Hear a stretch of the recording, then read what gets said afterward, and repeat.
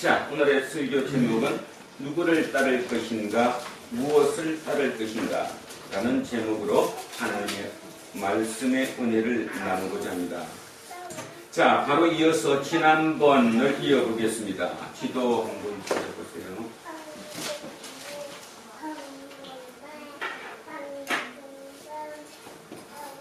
기도.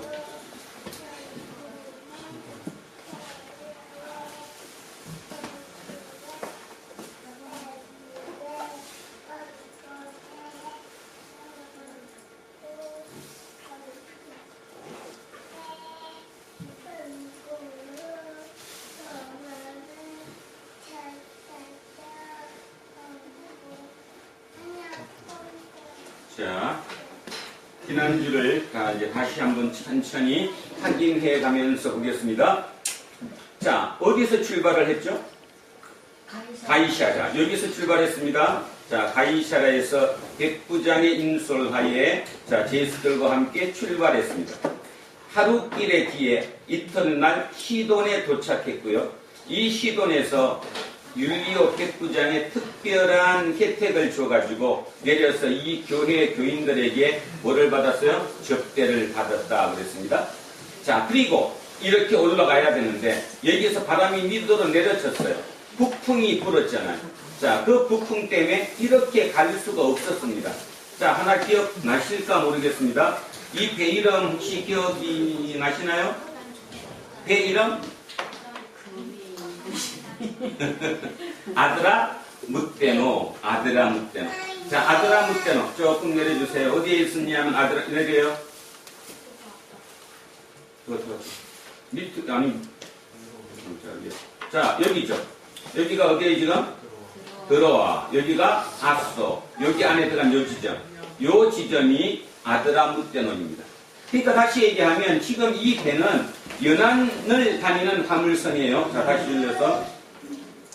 자, 여기서 이렇게 항구를 따라가고 연안을 따라 연안을 따라서 이렇게 해서 여기까지 올라가겠죠. 여기까지.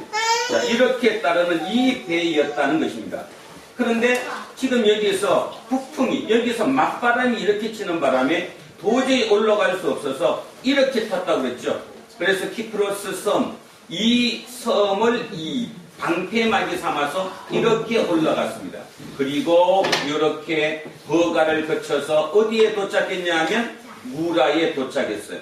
그래서 지난주 설교가 뭐였었냐 하면 이 무라에서 자, 이 버가의 누구를 기억했었죠? 마가. 자, 그래서 늙음하게 생각했습니다. 그 마가 내 속에 그죠?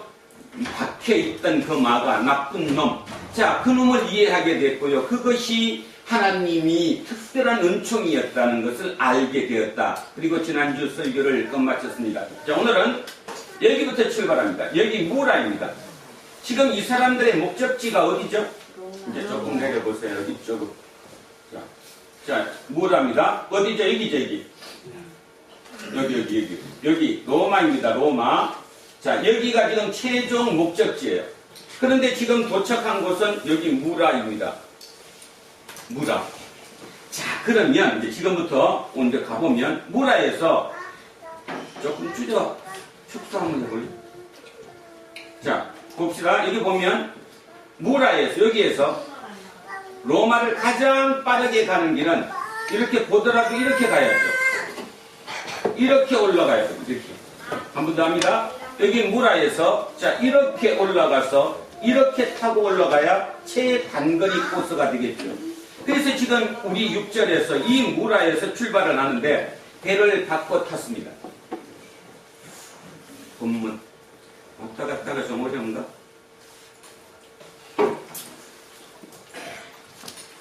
자, 6절 맨 앞쪽으로.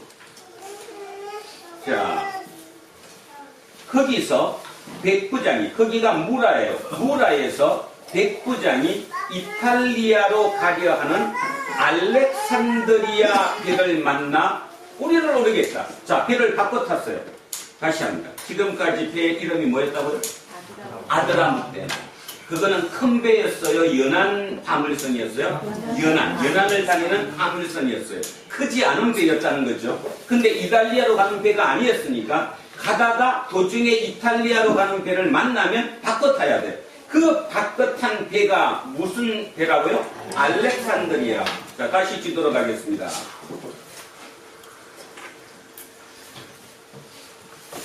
자, 알렉산드리아가 어디냐 하면 여기죠. 여기. 자, 여기가 알렉산드리아입니다. 여기네, 여기. 자, 알렉산드리아. 그림을 다시 보면, 자, 줄여요. 알렉산드리아가 지금 여기입니다. 여기에서 지금 이 배가 로마로 가는 배예요. 근데 로마로 가는 배인데 이 배가 지금 어디에 정착을 했냐면 무라, 여기에 정착을 했어요. 무슨 뜻입니까? 이건 지금 연안을 따라다니는 배가 아니라 여기서 바로 이렇게 갔다가 로마로 가는 큰 것만 되는 게는 무역선이라는 거죠. 무역선. 아주 큰 배라는 겁니다. 학자들이 추측하건대 약 한 1200톤 급이라고 얘기해요. 1200톤 급도 여러분 목에 기억이 안 나시겠지만 여러분 성경의 37절 한번 보세요. 37절. 37절에 보면 이 배에 성선한 인원이 몇 명이 탔다고 나왔어요? 276명. 여러분 머릿속에 상상하십시오. 화물도 싣고 사람도 276명이나 탔으면 그 배가 엄청 크겠죠. 그런데 여러분 머릿속에 또 하나 할까? 지금 이 배는 지금 배예요? 2000년 전 배예요? 2000년 전. 그러면 2000년 전의 배는 철갑선입니까? 목선입니까? 목선. 나무로 짜집기해서 만든 배라는 거예요. 약하죠, 그죠? 그 큰 배가. 그런데 이제 정리하겠습니다. 알렉산드리아호라는 말의 의미를 지난번에 얘기했어요. 여기 있어요, 여기. 알렉산드리아. 여기죠. 여기 알렉산드리아에서 출발한다는 배고, 여기에서 무역을 하는 배라는 거예요. 그러면 이 알렉산드리아 배가 왜 로마까지 갈까의 문제인데, 이거는 곡물수송선입니다. 여기가 밀주산지잖아요. 로마 사람들은 여기에 밀을 먹고 살았어요. 그러니까 이들의 곡물, 식량이 여기서 이렇게 올라오는 거죠. 그 식량을 싣고 간 아주 큰 배, 그 1200톤급의 아주 큰 배가 여기서 출발해서 무라에 도착을 했어요. 여기서 이제 이렇게 해서 최단거리로 로마를 향해 가는 것이다. 그런 말입니다. 그런데 276명이 탔다는 것에서 잠시 우리 한번 생각해 볼 만합니다. 지금 제수 몇 명하고 바울 또 건교에 몇 명하고 그 다음에 백부장이 탔으니까 군인도 탔겠어요? 안 탔겠어요? 탔겠어요.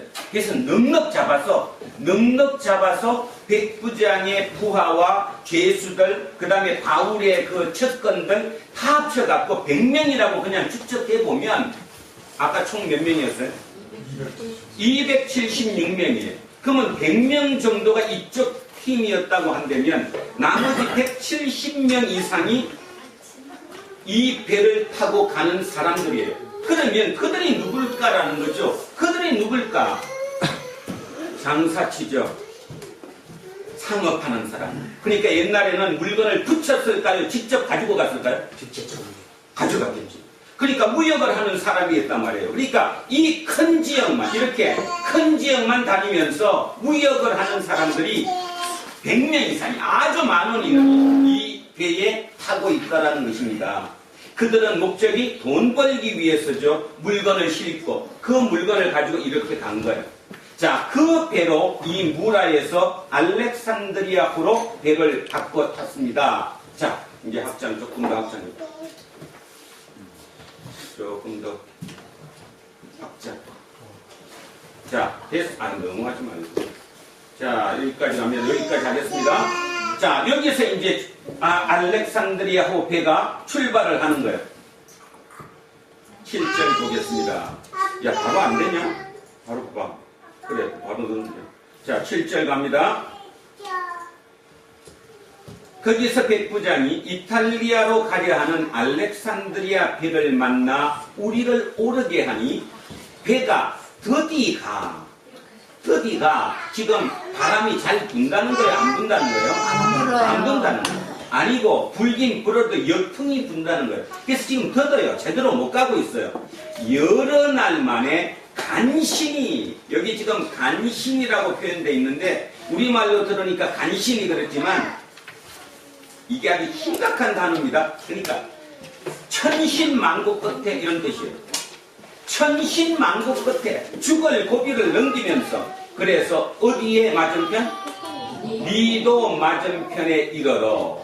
그런데 뭐가? 풍세. 풍세가 뭘까요? 바람의 세기가. 이 풍세가 더 허락하지 아니하므로 더 세졌어요. 그러니까 허락하지 않으므로 살몬의 앞을 지나 그레데 해안을 바람막이로 항해하여 간신히 그 연안을 지나 미항이라는 곳에 이르니 라세아시에 가깝더라. 자, 여기 단어 두 개 읽으십시오. 여기 뭡니까? 여기 간신히. 여기 또 뭐예요? 간신히. 간신히가 뭐라고요? 천신만고 끝에 죽을 고비를 넘겼어. 죽지 않고 결국은 살아났다. 천신만고 끝에 어디에 도착했습니까? 지금 미항. 자, 지도로 보겠습니다. 지도로. 자, 여기입니다. 여기 무라였습니다. 무라에서 아까 얘기했듯이 이렇게 올라가야 됩니다. 이렇게 올라가서 가는 게 최단거리인데, 자, 안 따라가도 돼. 자, 다 이렇게 되는데 지금 여기에서 요 가는데 너무너무 힘들어갖고 여기서 여기는 이틀이면 충분히 갈 수 있는데 불구하고 여기서 지금 배가 멈췄어요. 풍세가 허락하지 않아 바람이 쳐서 이 배가 니도 밑으로 이렇게 들어왔다는 거예요. 이렇게 밑으로 밀렸다는 겁니다.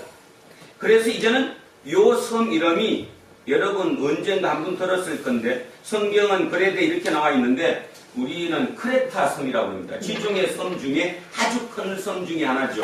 크레타 문명이 생겼던 크레타 섬이에요. 이 섬 밑에 쪽으로. 그러면 바람을 막아줘야 안 막아줘요?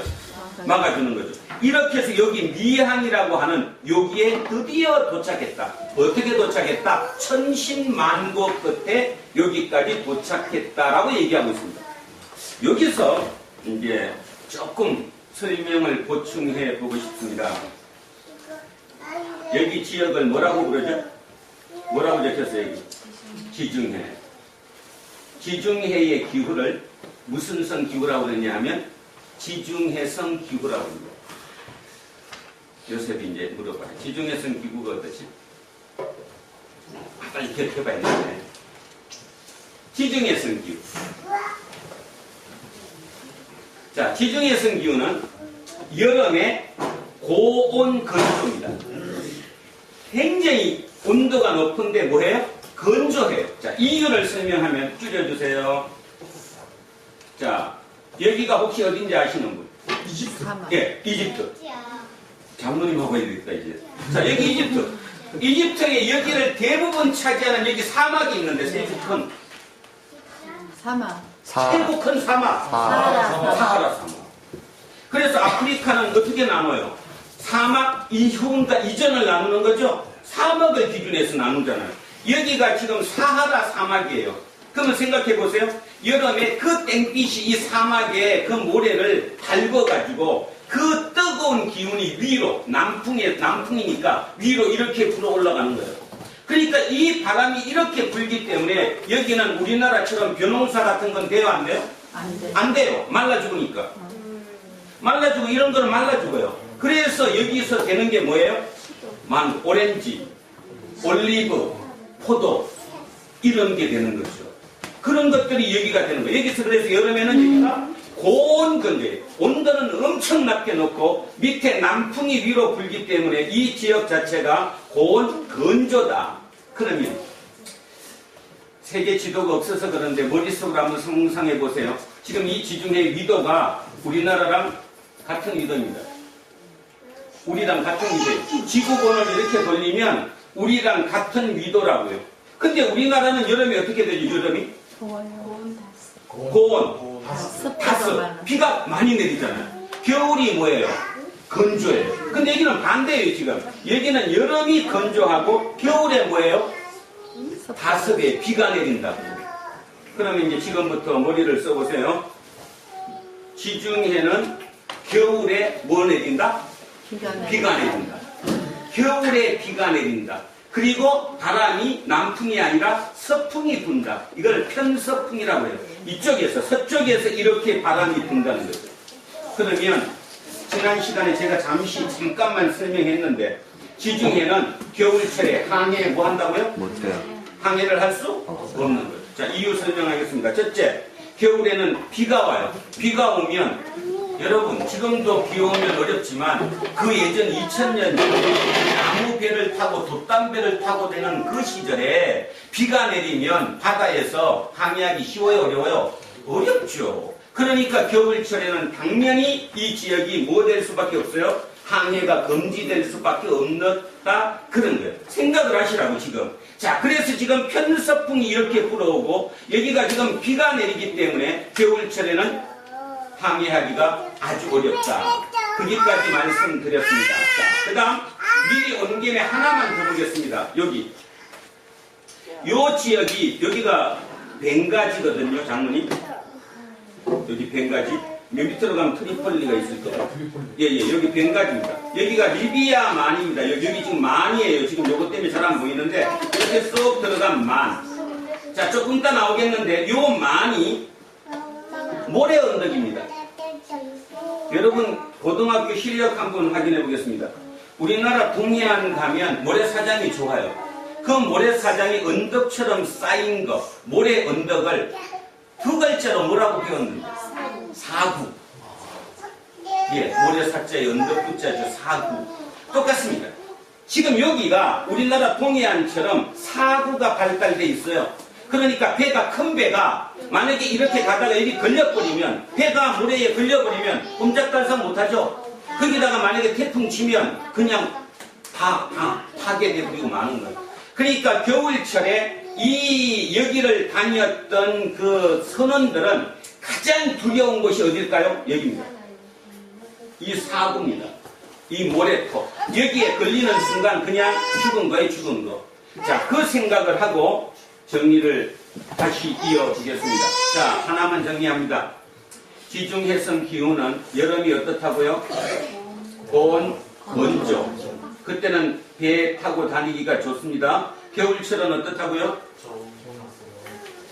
완전 저온은 아닌데 조금 온도도 높고 그 다음 뭐가 내려요? 비가 겨울에 내려요.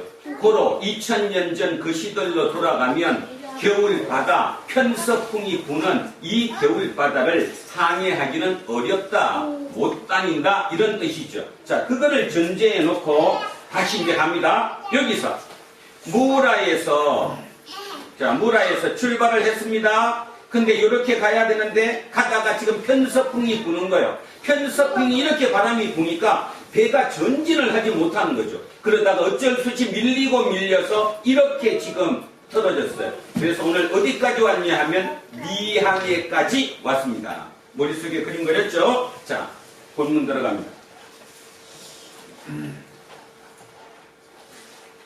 배가 드디가 여러 날 만에 간신히 미도 맞은편에 이르러 풍세가 더 허락하지 아니하므로 살몬의 앞을 지나 크레타 섬의 해안을 바람막이로 항해하여 간신히 천신만고 끝에 그 연안을 지나 미항이라는 곳에 이르니 라세아시에서 가깝더라. 자, 그죠?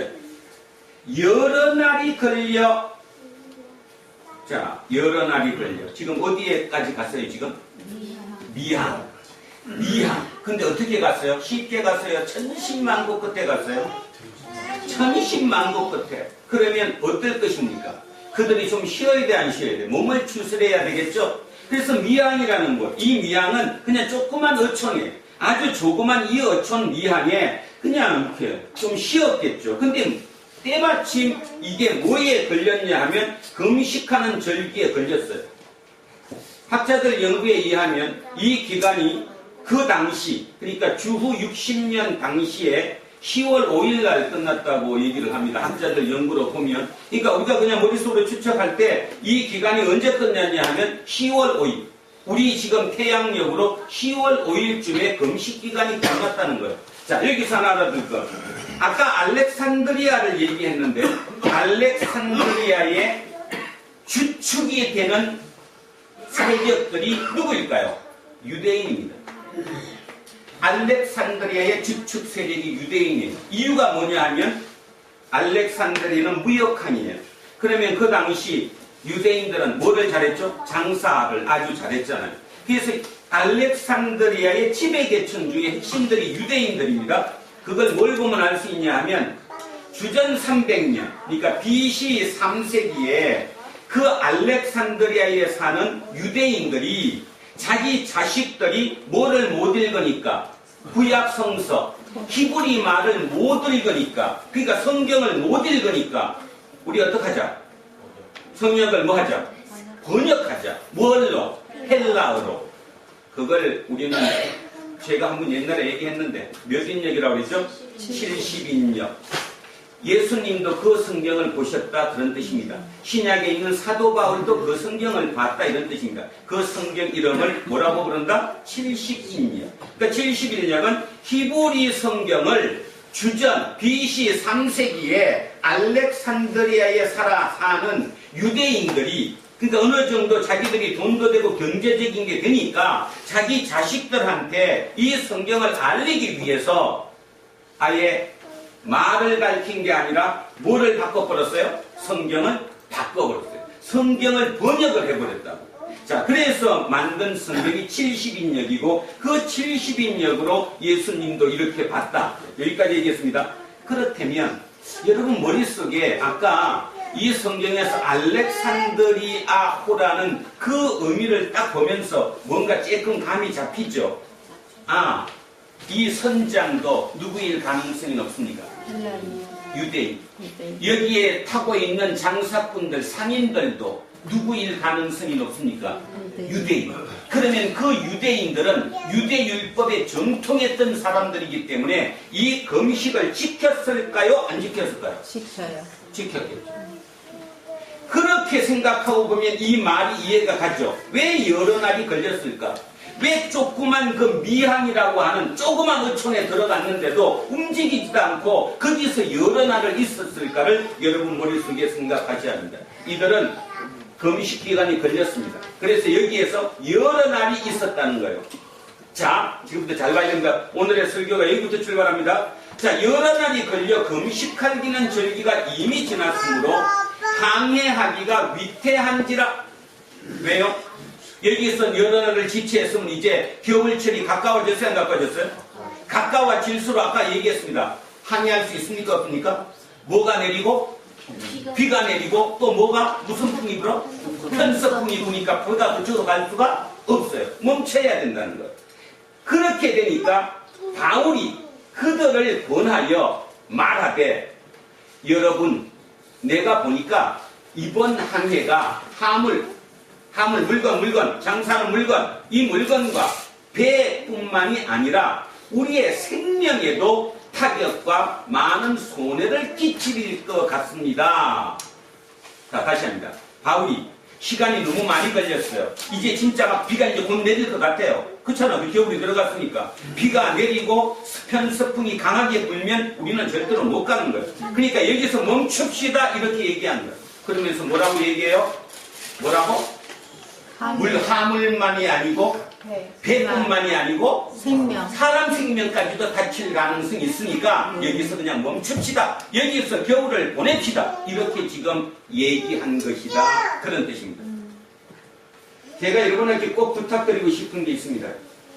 물론 저를 공격하는 것도 저는 이해를 하지만 또 저 또한 마찬가지 제가 옳다고 믿으니까 설교하는 거죠. 무슨 얘기를 하고 싶은가 하면 좀 전에 그런 본문 같은 거를 설교를 하실 때 이렇게 듣습니다. 하나님이 특별한 은혜를 주시고 바울에게 지시를 내리고 계시를 줘서 바울이 그렇게 얘기했다.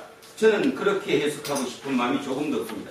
그렇게 해석을 해버리게 되면 우리는 끝없이 나와 바울은 영원히 먼 사람이 됩니다. 양해하시고 들으시기 바랍니다. 아마 이 본문을 많이 설교 들었을 때 그렇게 들으셨을 겁니다. 그래서 우리는 하나님의 은혜로만 산다. 아니요. 자, 생각하며 살아야 합니다. 다시 가겠습니다. 한 번 더. 갑니다. 여기 다시 더 놓으면 여러 날이 걸려서 여기까지 설명했어요. 금식하는 절기가 이제 끝났어요. 그래갖고 이제 시간이 너무 딜레이가 됐으니까, 너무 걸렸으니까 바로 이제 비가 내리는 겨울철에 완전히 덮어들었어요. 그래서 항해하기가 위험해요. 그래서 그 바울이 그 미결수 신분이지만 얘기한 거 누구한테 얘기했을까? 누구한테 얘기했을까? 선장과 선주 백부장에게 얘기하지. 나의 지금 이끌고 가는 나의 리더는 누굽니까? 백부장이지. 그러니까 백부장에게 부탁한 거예요. 부탁이면서 얘기죠. 이거 위험합니다. 멈춥시다. 그랬더니 백부장이 선장과 선주의 말을 바울의 말보다 더 믿더라. 그래서 설교할 때 얘기하죠. 이 백부장이 선택이 잘못됐다. 자, 아닙니다. 자, 12절 먼저 보겠습니다. 그러면 바울이 백부장한테 이거 여기서 멈춰야 합니다. 가면 우리 다 다칩니다. 이렇게 얘기했는데 그러면 상대는 어떻게 얘기했을까? 여기 나왔죠? 그 항구가, 그 미항이 겨울을 지내기에 불편함으로 거기에서 떠나 아무쪼록 베닉서에 가서 겨울을 지내자 하는 자가 더 많으니 절대 다수가 가자는 거예요. 어디로? 베닉스로. 왜냐하면 자, 중요한 거 나왔습니다. 베닉스는 크레타 섬의 항구라. 한쪽은 서남을, 한쪽은 서북을 향하였더라.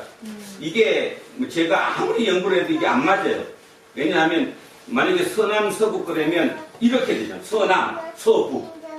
그러면 편서풍이 그대로 오는 거거든요. 저는 이해를 못 하겠는데 이게 본문에 뭔가 좀 생각이 있는 것 같아요. 그러니까 이렇게 저는 봅니다. 지금 이 사람이 누가가 이 글을 쓸 때 여기 미항은 겨울을 지내기 불편한데 더 좋은 베닉스는 왜 좋은가 하면 한쪽은 서남을 한쪽은 서북을 향해서 바람막이가 되어준다는 뜻이거든요. 지정학적으로. 이해가죠? 안 그렇다면 이 얘기를 할 필요 있어요, 없어요? 없지. 그냥 베닉스 가자고 하면 됐지. 근데 왜 베닉스를 가야 하느냐 하면 여기는 불편한데 베닉스는 서남, 서북 하여튼 지형학적으로 뭔가 이 배를 막아줄 것이라고 본 거예요. 자, 머릿속에 기억하십시오. 지금 이 배는 철갑선입니까? 목선입니까? 목선. 그 목선인데도 큽니까? 작습니까? 큽니다. 커요. 그러면 태풍이 불거나 바람, 파도가 크게 치면 부서져요, 안 부서져요? 부서져요. 이게 부서지면 거기 타고 있는 100여 명 이상의 아니면 200명 가까이 되는 그 장사치들, 그 장사꾼들은 물건 다 잃어요, 안 잃어요? 밀어요. 그 물건이 자기의 뭔데? 재산. 재산이고 목숨이고 그게 목숨입니다. 그게 내 건데 내 사업입니다. 그러니까 그들은 당연히 여기 있겠다고 하겠어요? 가야 된다고 그러겠어요? 당연히 가야 된다고 그러는 거죠. 자, 그러면 그림 한 번 지도 보겠습니다. 그냥 바로 왔다 갔다 해도 안 되냐? 될 건데. 자, 여기입니다. 여기 좀 확보하면 돼요. 확대. 조금 더 크게. 자, 이쪽으로 좀 빼고. 자, 여기 보십시오. 보이죠? 자, 지금 여기 리도, 여기 미항입니다. 근데 베닉스는 여기입니다. 여기서 여기가 65km라고 얘기합니다. 그러니까 반나절이면 갈 수 있는 길이에요. 그러면 당연히, 자, 아까 보셨듯이 여기에서 여기 가는 건데 뭐 바람이 불어야 뭐 별로가 있어요? 그렇게 된다면 그냥 정상적으로 당연히 일로 가자고 해요, 안 해요? 하죠. 왜냐하면 안전하게 화물을 지킬 수 있으니까. 겨울을 나야 되니까. 최소한 몇 달은 여기서 있어야 되니까. 석 달 가까이 겨울을 여기서 나야 되니까. 여기 항구보다는 당연히 일로 가야 되는 거죠. 그런데 이런 걸 보면서 뭐 하나님의 뜻이다. 뭐 이렇게 얘기를 해버리면 우리는 전혀 할 말이 없어지는 것이라는 거죠. 옳은 선택일까요? 아닐까요? 옳은 선택이죠. 옳은 선택입니다. 여기는 아무래도 조그만 어촌입니다. 바람이 불고 풍랑이 치면 배가 다칠 확률도 높습니다. 그런데 이들은 여기를 다니들은 선장들, 선원들입니다. 그들이 기준 봤을 때 큰 항구인 베닉스, 아까 같듯이 지정학적으로도 뭔가 바람막이가 돼줄 수 있는 일로 가는 것이 지극히 당연한 얘기입니다. 그래서 갔다는 거야, 안 갔다는 거야? 갔다. 갔다는 거야. 여기서 여기까지. 여기서 여기까지가 65km라고 얘기했습니다. 65km면 반나절이면 갑니다. 자, 출발했다는 것까지 알아들었어요? 그 다음 여기 섬 하나 보세요. 여기 뭔가 여기 작은 섬이 있는데 가우다입니다. 자, 여기까지 머릿속에 그림을 넣어. 자, 갑니다. 그 항구가 겨울을 지내기에 불편하므로 거기서 떠나 아무쪼록 베닉스에 가서 겨울을 지내자 하는 자가 더 많으니 베닉스는 그레데 항구라 한쪽은 서남을 한쪽은 서북을 향하였더라. 남풍이 순하게 불매 그들이 뜻을 이룬 줄 알고 뭔 뜻이에요? 누가 이겼다는 거, 누가 옳았다는 거예요 지금. 선조. 그렇지. 아니 가보자 하는 사람이 옳았다는 거죠. 네. 누가 지금 옳지 않았다는 거예요 지금. 바울이 혼자. 옳았다는 거예요. 바람까지도 어디서 불어요? 남쪽에서 불면 싹 하기가 쉽잖아요. 그래서 그들은 이제 돛을 이렇게 띄웠어요. 자, 띄웠습니다. 그래서 뜻을 이룬 줄 알고 닻을 감아 그레데 해변을 끼고 항해하더니 얼마 안 돼요.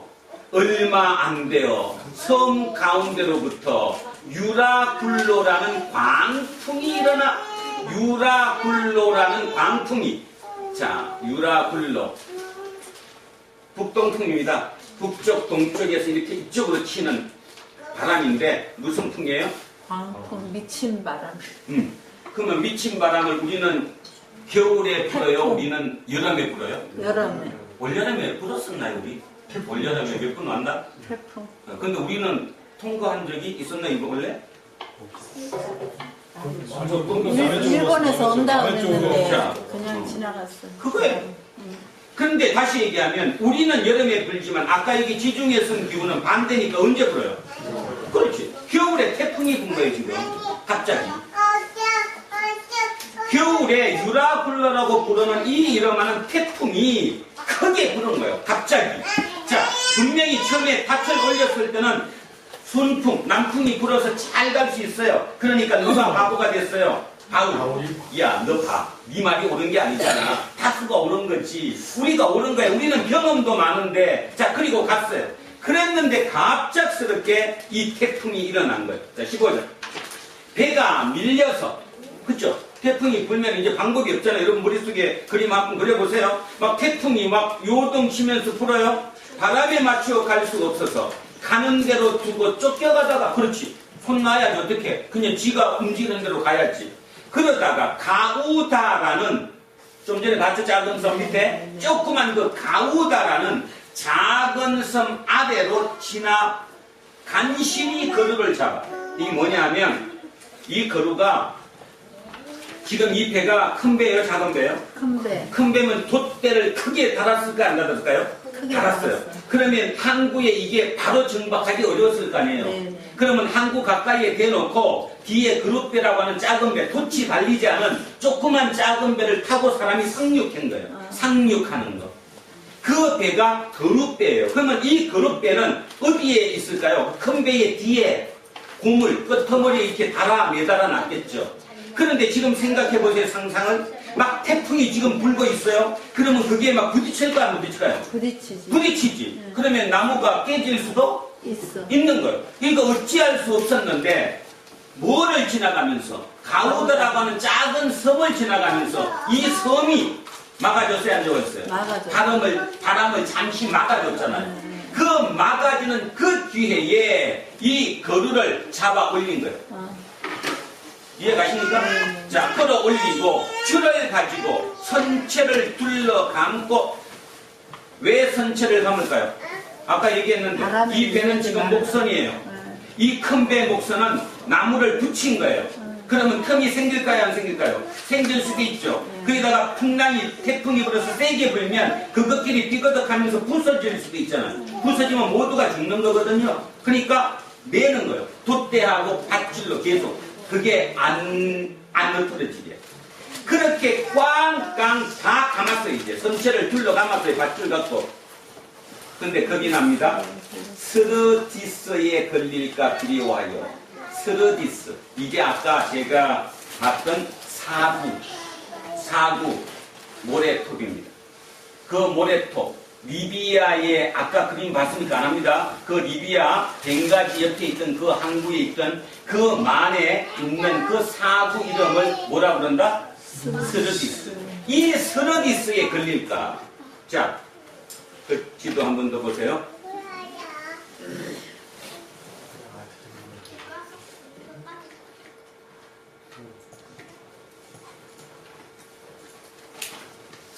자, 조금 더 축소를 시켜주세요. 자, 봅시다. 지금 여기잖아요. 여기서 여기를 가다가, 베닉스 여기 가다가 갑자기 태풍이 불어서 이 배가 지금 밑으로 이렇게 내려오는 거예요. 뭐, 그 방법이 없어요. 지금 그냥 지 바람 흐르는 대로 가고 있는 거예요. 그런데 이들은 걱정됐어요. 봐, 방향 보세요, 방향. 이렇게 유라굴라라고 북동풍이 이렇게 내리치니까 이게 잘못하면 여기로 갈 수 있다는 거죠, 이렇게. 여기로 가는 순간 우리 모두는 죽는 거예요. 그 사구에 배가 박혀버리니까. 그러니까 이 선원들이 겁이 이제 난 거죠. 이제 일로 가면 안 되는데 했겠죠. 안 되는데 여기를 가면 안 되는데 이게 사르디스입니다.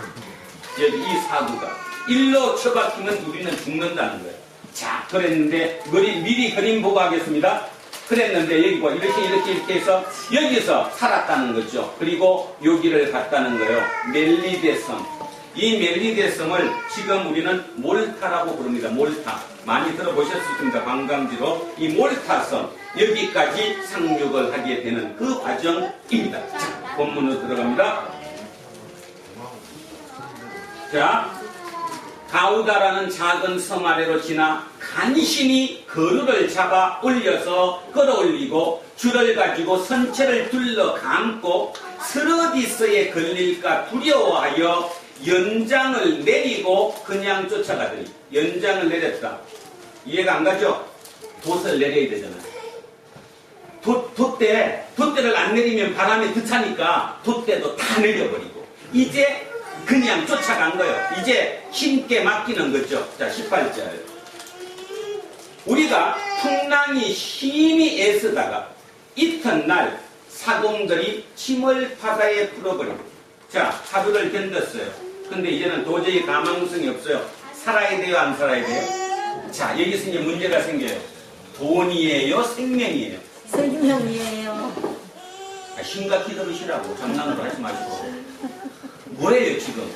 이 입장이 되면 돈이에요, 생명이에요? 생명이에요. 그러면 그 화주들이 화물을 갖고 지금 그 무역을 하러 그 탔던 사람들이 자기 물건 어떻게 해야 돼요? 버려야지. 버리면 배가 어떻게 되니까? 가벼워지니까. 가벼워지면 훨씬 침몰할 가능성이 줄어들어요. 자, 그래서 다 버렸어요. 이튿날 사공들이 침을 바다에 다 버렸어요.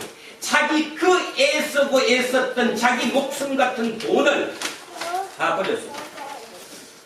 사흘째 되는 날 배의 기구를 그들의 손으로 내버렸어. 이제 하루 더 갔어요. 그래도 답이 없어요. 이제는 뭐까지 버려요? 자기 침대, 배 안에 있는 뭐 우리가 쓰는 식탁, 뭐 모든 기구, 버릴 수 있는 모든 것은 다 그냥 다 버렸어요. 20절. 여러 날 동안 해도 별도 달도 보이지 아니하고 큰 풍랑이 그대로 있음에 구원의 여망마저 없어졌더라. 포기했어요. 생명을 포기했다는 겁니다. 이제 죽는 일밖에 없어요. 왜? 해도 없고 별도 없어요.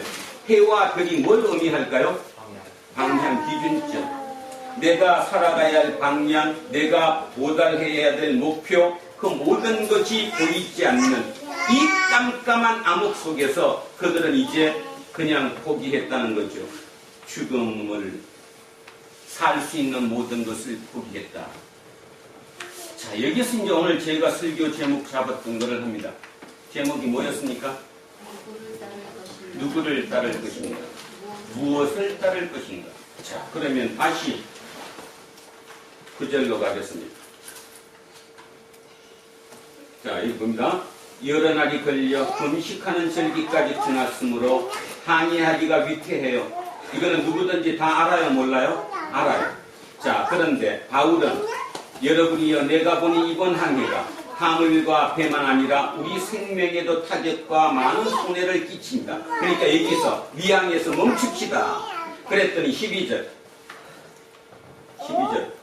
선주하고 다른 사람들은 그 항구가 겨울을 지내기에 불편하므로 거기서 떠나 아무쪼록 베니스에 가서 겨울을 지내자는 자가 더 많으니. 자, 1대 다수입니다.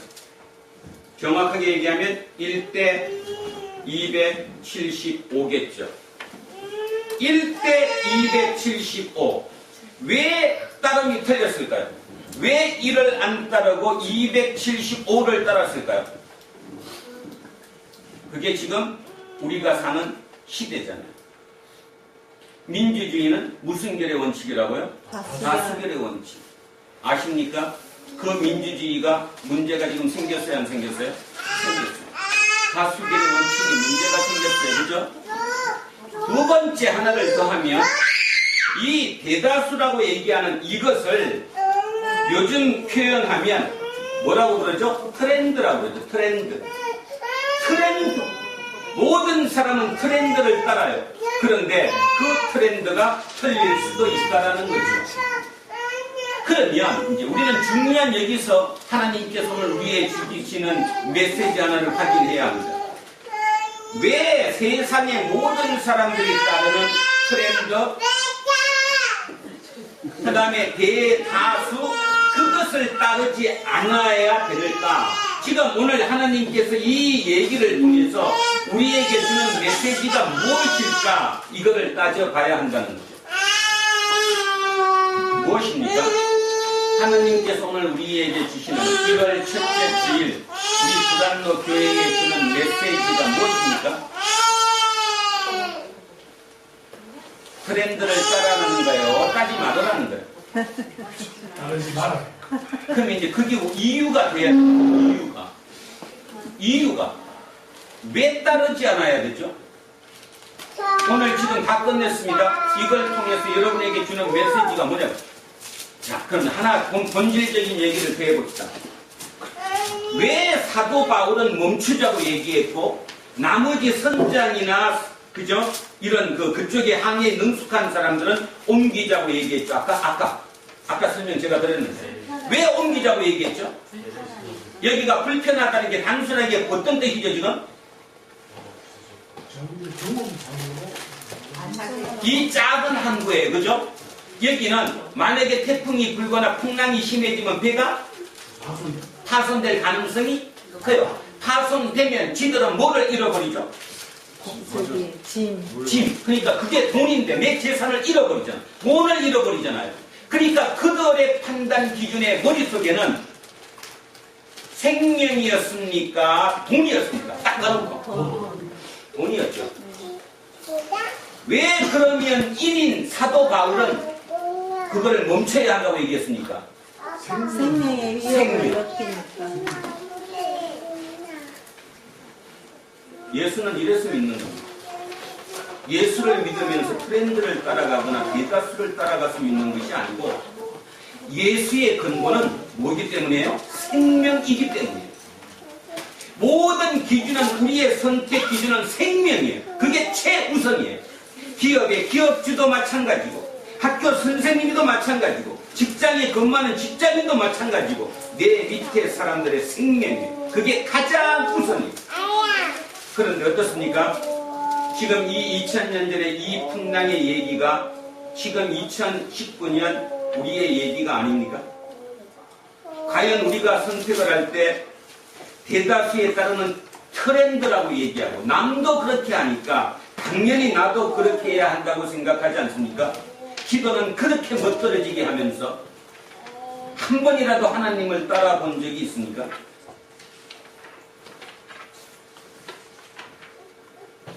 심각하게 들으지 않아요. 심각하게, 그죠? 진짜 우리 심각해야 합니다. 그러면서 제가 이 설교를 준비하면서 야, 이제 진짜 예수쟁이 시대가 왔다. 이 시대의 기준, 이 시대를 살릴 수 있는 것은 예수쟁이 외에는 아무도 없다. 결국 다시 얘기하면 저 선택이 잘못으로 결국은 그 모든 풍랑, 완전히 목숨까지 다 끝났다는 그 과정이 됐는데도 결국 살았어요, 안 살았어요? 살았어요. 살아났어요. 누구 때문에 살아났다고 이제 보죠, 우리는? 바울 때문에 살아났다고 봅니다. 왜냐하면 바울이 이제 다음 주에 가면 나오지만 너네 마지막 배부를 수 있는 먹는 것까지 먹고는 다 식량마저도 다 버려라. 바울이 얘기했어요. 근데 그들은 들었어요, 안 들었어요? 그들은 들었어요. 왜 이제는 들었어요? 아까는 안 들었는데, 이번에 틀리서 안 들었는데, 마지막 죽음에 몫에 놓고 보니까 그 사람을 믿을 수밖에 없었거든. 왜? 왜 그랬을까요? 이게 이제 제가 여러분에게 오늘 주고자 하는 메시지입니다. 왜 사람들이 처음에는 바울이 얘기했을 때는 콧방귀도 안 끼고 참 미친놈 한 줄 아네. 네가 뭘 안다고? 야, 여기 있으면 우리 죽어. 우리 물건 다 파손되면 네가 책임질 거야? 아마 그러지 않았겠어요? 근데 왜 며칠 만에 이제 진짜 모든 것을 지 손으로 버리고, 심지어는 자기가 앉아있던 의자도 버리고 식탁도 버리고 침대도 다 버리고 난 다음에 이제 죽음밖에 기다리는 그 마지막에서 바울이 딱 나서가지고 식량 갖고 있으시면 빨리 지금 먹을 만큼 먹으십시오. 배를 채우십시오. 그리고 그것마저 다 버리십시오. 했을 때 그를 따랐냐는 거죠. 무엇 때문이겠어요? 그 저 풍파 중에도 사도 바울은 흔들림이 없었다는 것. 흔들리지 않았다는 것. 왜냐하면 사도 바울은 죽음과 삶이 하나였기 때문에. 죽음과 삶이 하나였기 때문에. 제가 그래서 여기 우리 애들 지난번에 한빈이 기도하는 것도 보면서 심각함을 느꼈습니다. 잘못 가르친다. 우리가 지금 심각하게 뭔가를 잘못하고 있구나. 그래서 제가 뒤에다가 오늘 나를 따르라는 예수님의 말씀의 의미가 무엇인지, 왜 그래야 하는지를 넣었습니다. 한번 제가 같이 읽어보겠습니다. 잘 한번 보십시오.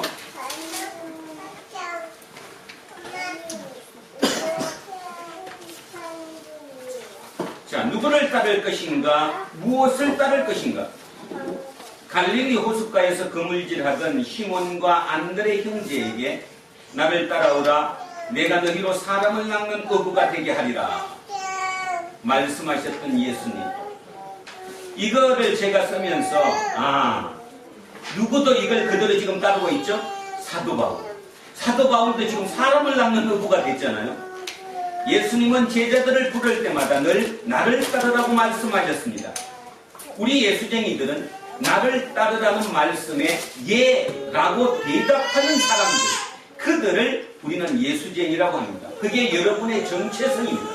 여러분은 예수님이 나를 따르라 했을 때 예하고 그냥 따르는 그들이 예수쟁이라는 거예요. 즉 우리는 단순히 기독교라는 종교의 동호회원이 아니라 예수 따르기로 산다는 의미입니다. 그 유명한 신학자이자 나치에 반대해서 사형 당한 디트리 본헤퍼 목사님이 계시는데 그분 책에 이렇게 표현을 했습니다. 기독교는 일반적인 종교성에 의존하는 종교가 아니라 예수의 제자가 되는 종교. 한번 같이 읽으십시오. 자, 기독교는 시작. 기독교는 일반적인 종교성에 의존하는 종교가 아니라 예수의 제자가 되는 종교라고 말합니다. 예수의 제자가 되는 종교다. 예수 따르기로 산다는 것은 기독교 신앙의 알파와 오메가입니다. 대다수의 세상의 스승들은 제자들이 어느 정도 수준에 오르면 자 이제 다 됐다 하산해라. 뭐 만화책에도 나오고 책에도 많이 나오죠. 세상적인 스승은 제자가 키워지면 하산시킵니다. 떠나보냈죠. 그런데 예수님의 나를 따르라는 부르심은 처음만이 아니라 마지막까지 계속되어야 합니다. 왜냐하면 기독교 신앙에서 예수님은 진리를 가르치는 스승이 아니라 진리 자체이기 때문입니다. 밑줄 치십시오. 외우셔야 돼요. 누구든지 자기가 누군지 다 안다고 얘기하지만 실은 다 모릅니다. 많은 사람들이 예수를 스승이라고 생각합니다. 선지자라고도 생각합니다. 세상의 4대 성인이라고도 합니다. 그러니까 그냥 따르고 본받는 것 뿐이지. 그죠? 그러나 예수는 스승이 아니라 진리 자체라는 거예요. 진리 자체이기 때문에 스승한테 배운다는 것이 아니라 그를 끝까지, 죽을 때까지, 죽을 이후에도 따라야 된다는 거죠. 그래서 예수님은 진리를 가르치는 스승이 아니라 진리 자체입니다. 진리 자체라는 말은 예수가 하나님이라는 뜻입니다. 그런데 이 예수가 하나님이라는 이것이 지성적인 사람들에게는 기독교 신앙의 깊이로 들어가는데 걸림돌이 되기도 합니다. 지금이 그렇습니다. 계몽주의 이후에 인간이 계몽됐다라는 그 이후부터 이제 우리는 이거를 믿기 어려워합니다. 예수가 어떻게 신이냐? 예수가 인간이지.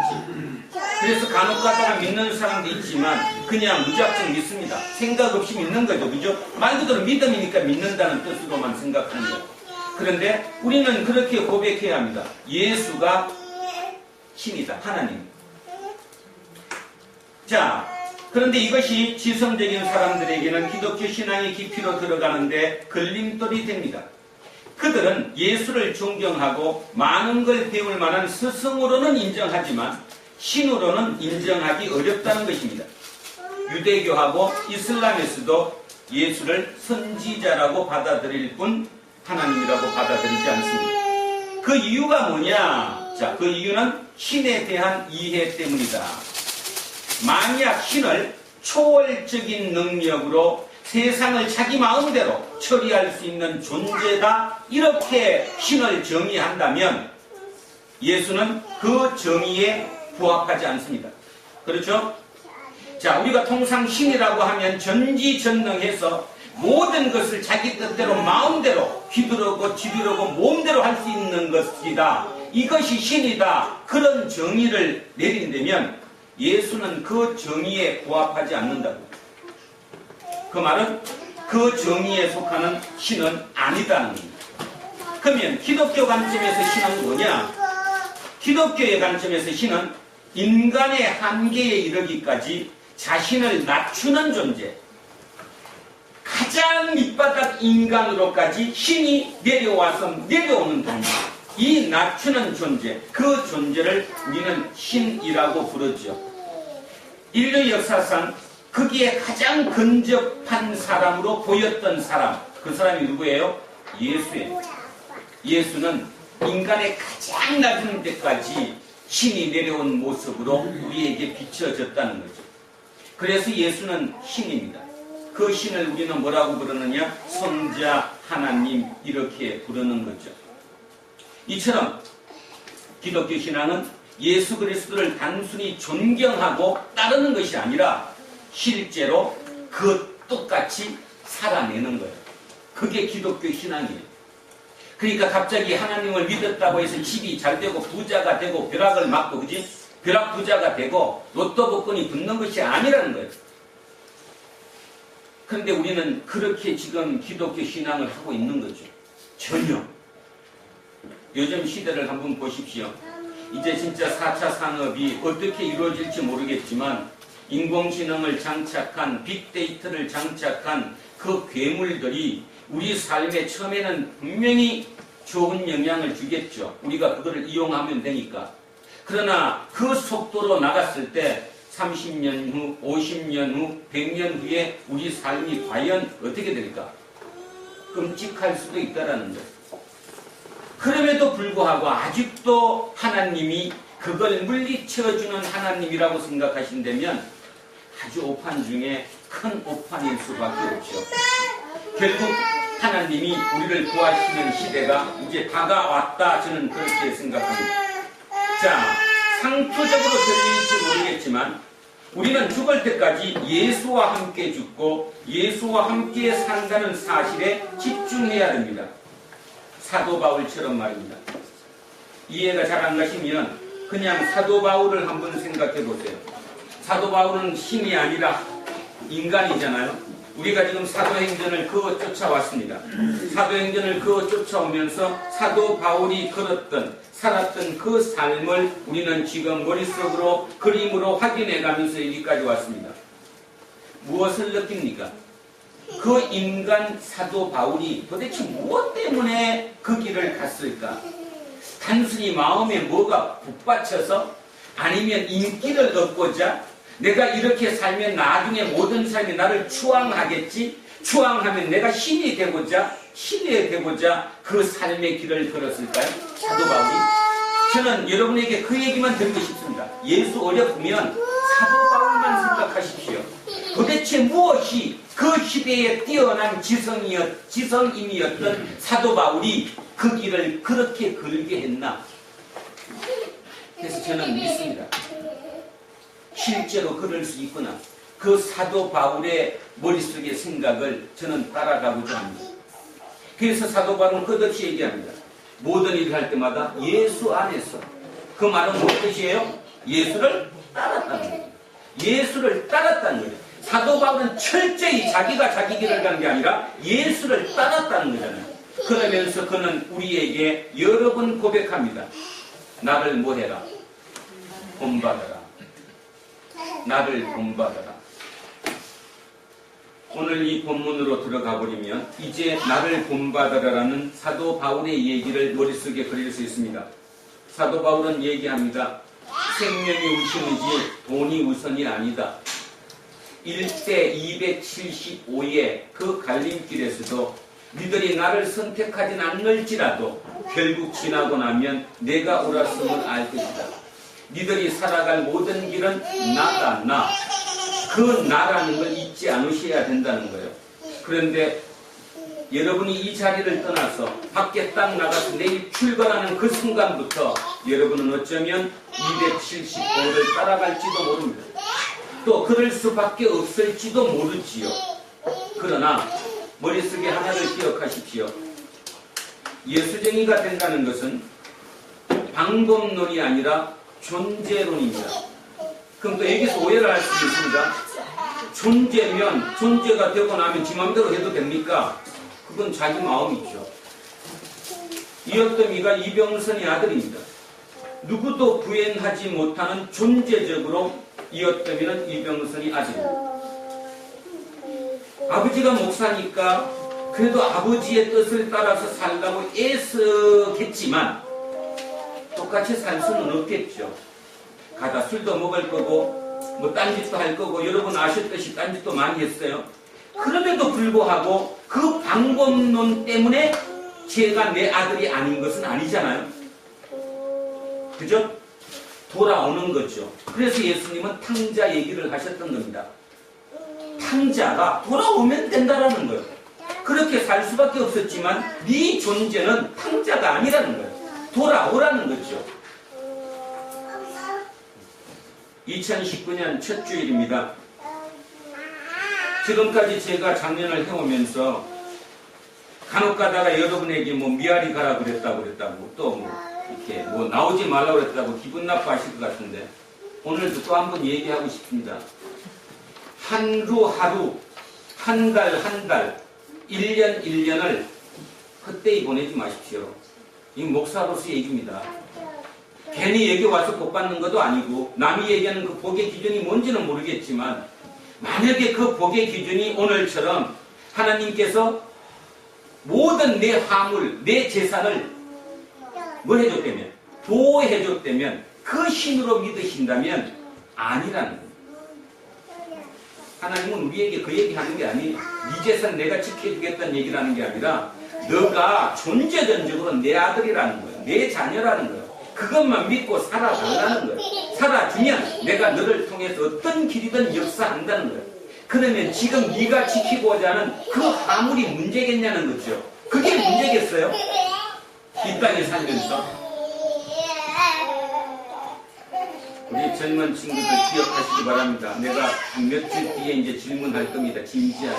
진짜 믿냐 안 믿냐. 믿으려고 애쓸 수는 없겠지만 그렇다고 무조건 피해간다고 되는 것은 아니고 여기를 아무 믿음 없이 나와서 기도한다고 내가 예수쟁이 되는 것도 전혀 아니라는 사실을 오늘 꼭 좀 기억하셨으면 합니다. 오늘 사도 바울을 통해서 왜 1대 275 왜 그 얘기를 하셨느냐 그 의미를 굳게 마음속에 다짐해야 됩니다. 세상의 어떤 선택지에서도 생명이 우선이지 내 재산, 내 돈이 우선이 아닙니다. 그것이 가장 우선입니다. 그것을 믿고 따르는 그 길이 예수쟁이가 되는 예수 따르기의 길입니다. 이게 상투적으로 들리고 웃기는 얘기로 들리고 여러분은 속으로 얘기할지 모르다 니나 그렇게 살아라. 그럼에도 불구하고 제가 목사로서 여러분에게 확실히 얘기할 수 있는 것, 저도 그렇게 100% 못 산다 할지라도 애써 나가고 있는 중이라는 거죠. 여러분 또한 살아가는 삶이 되는 2019년이 되시기를 주의 이름으로 축원드립니다. 기도하겠습니다. 하나님, 오늘 하나님 2019년 첫째 주일에 아주 중요한 메시지를 우리에게 주셨습니다. 무엇을 선택할 것이냐, 어떤 길로 갈 것이냐, 누구를 따를 것이냐, 무엇을 따를 것이냐, 아주 근본적인 질문이면서 아주 본질적인 중요한 질문이었습니다. 그런데 우리는 지금까지 가만히 우리를 돌이켜보면 알게 모르게 우리는 트렌드를 따랐고 유행을 따랐고 대세를 따랐습니다. 그것이 생명을 살리는 길이었으면 더없이 좋았겠지만 만약에 생명을 살리는 것이 아니라 그 트렌드, 그 유행, 그 대세가 내 재산을 늘리는 것이었다면 우리는 다시 한번 생각해봐야 될 그 시점에 도달한 것이 아닌가 생각합니다. 2019년 첫 주일 우리 마음속에 지펴주신 이 불길로 말미암아 내가 앞으로 이 땅에서 살아가야 할 그 모든 길, 모든 방향을 온전히 새길 수 있도록 주님 도와주십시오. 우리는 탕자입니다. 내가 하나님의 아들이라는 것은 분명히 믿지만 그럼에도 불구하고 아들만큼 살지 못한다는 점이지요. 주님이 도와주십시오. 성령님께서 함께 하시고 도와주십시오. 그래서 내 아버지 뜻만큼 내 아버지 이름을 더럽히지 않을 만큼 이 땅에서 살아갈 수 있는 우리 모두가 되게 하옵소서. 감사드리며 거룩하신 우리 주 예수 그리스도 이름으로 기도합니다. 아멘.